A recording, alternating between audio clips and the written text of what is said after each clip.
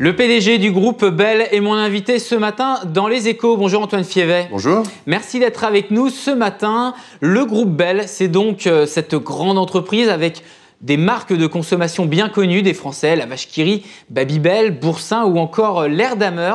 Et l'une de vos actualités, c'est que vous lancez le Babybel bio. Alors, deux questions. Pourquoi le Babybel? Pourquoi le bio? Alors écoutez, d'abord, on est très heureux de se lancer dans cette initiative qui répond à une attente des consommateurs. Donc on est très fiers de pouvoir fournir ce Baby Bio à toutes les familles françaises et européennes, puisqu'on lance ce produit dans 14 pays européens. C'est le premier fromage pour enfants en marque bio. Donc on est encore une fois très content de cette initiative. Était-ce également parce que, par exemple, dans la loi alimentation et agriculture, un certain nombre de produits bio devront être proposés dans les cantines françaises et que pour vous, c'est l'occasion justement d'être présent sur les étalages? Alors écoutez, on est, comme vous le savez, un spécialiste du fromage en portion, donc très adapté aux cantines. Bien sûr. L'avantage de la portion, c'est que ça permet de moins gaspiller. Après, si les autorités aussi... je dirais les acheteurs dans les cantines veulent du mini Baby Bio, on sera ravis de leur fournir. Une question se pose également, c'est vous avez choisi le Babybel pour commencer, mais vous avez plein d'autres marques. Est-ce qu'à terme, cette expérimentation-là, vous allez peut-être l'élargir à d'autres produits au sein du groupe Bell? Je crois que c'est notre intention si ça marche. Sur toute la gamme, probablement, ou pas? Écoutez, pour le moment, en tout cas, sur toute la gamme de laiterie. Donc on commencera par nos fromages de laiterie. Après, la disponibilité du lait est un sujet.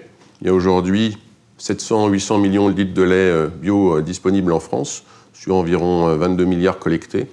Donc il faudra attendre aussi que les éleveurs se convertissent au bio.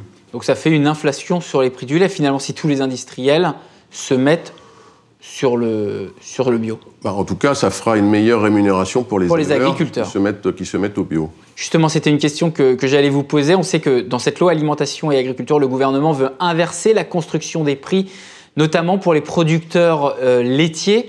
Aujourd'hui, le bio, ça peut permettre ce mécanisme-là? Alors écoutez, nous, on n'a pas attendu la loi pour agir, puisqu'on a mis au point avec nos éleveurs une charte. Alors d'abord en France, une charte qui a une caractéristique, elle est co-construite, elle part des coûts de revient.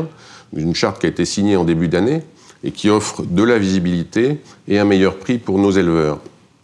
Et l'actualité du groupe, c'est qu'on étend cette charte au niveau mondial.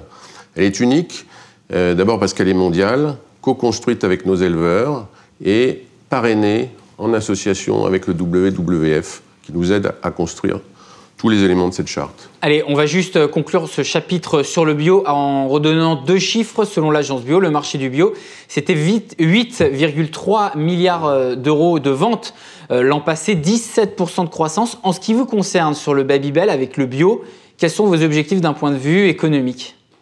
Écoutez, aujourd'hui, on n'a pas d'objectif précis, sauf, encore une fois, élargir notre gamme. On est en test aujourd'hui. Et on attendra de voir un peu ce que ça donne avant de vous donner des objectifs. Alors, on va revenir sur le groupe Bell. On a cité plusieurs marques, Vache qui rit, l'Air Damer. Aujourd'hui, en chiffres et en activité, ça représente quoi le groupe Bell? Alors, le groupe Bell, c'est le 3e acteur mondial du fromage de marque.